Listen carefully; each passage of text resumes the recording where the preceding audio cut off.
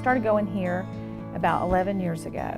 My kids were embraced and they were loved and they were surrounded by adult leaders, small group leaders, youth leaders who were able to bring out their spiritual gifts. Taylor was about 15 when we started going here, and he had just found the guitar, and he was given the opportunity to play in youth and the opportunity to play in Exalt. He is now in grad school in Raleigh, and he leads worship night at his church there as well as on the worship team.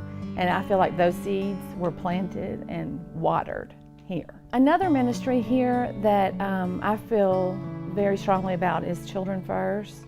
And we partner with Morris Elementary, where we help mentor those children. We have volunteers that go there, and we also help feed those children on the weekend.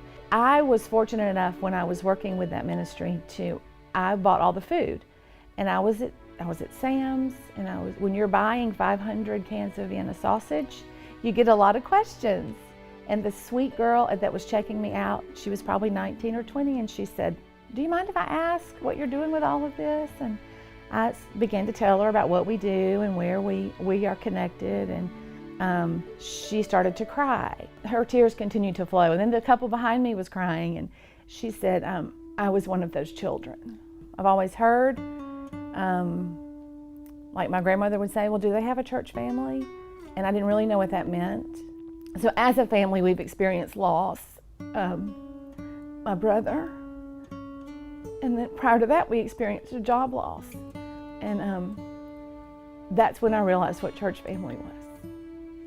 That's when we felt completely enveloped in love and prayer.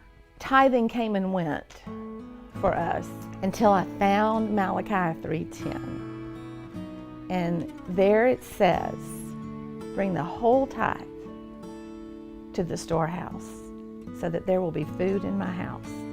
And then it says, "Test me in this."